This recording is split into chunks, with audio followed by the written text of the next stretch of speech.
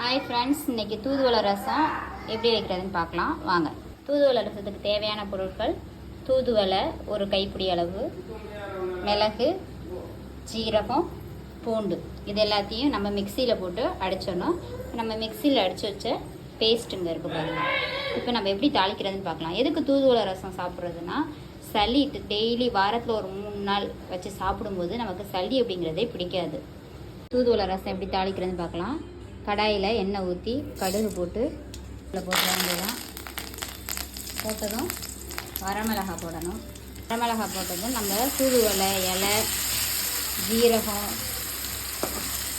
பூண்டு, மிளகு எல்லாத்தையும், தக்காளி எல்லாத்தையும் சேர்த்து அடித்து வச்சுருக்கோம்ல, அந்த பேஸ்ட்டை போட்டு பச்சை வாசனை போகிற அளவுக்கு நம்ம நல்லா வதக்கணும்.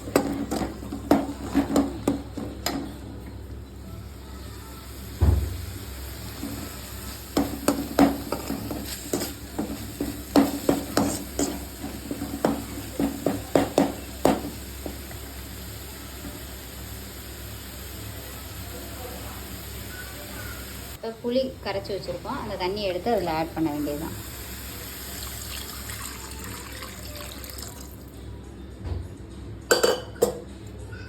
இப்போ மஞ்சத்தூள் போடணும், கல் உப்பு போடணும், போட்டு கொதிக்க விடணும். இப்போ ரசம் வந்து நல்லா உரைச்சி வருது. இந்த பதத்தில்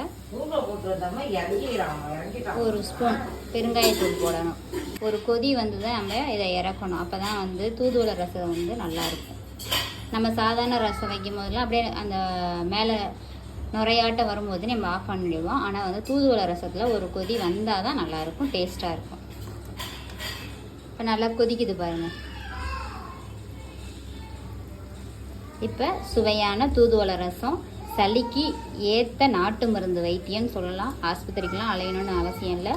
இதை வச்சு சாப்பிட்டாவே ஒரு 3 வேளை 4 வேளை சாப்பிட்டாவே நமக்கு சளி க்யூர் ஆகிடும்.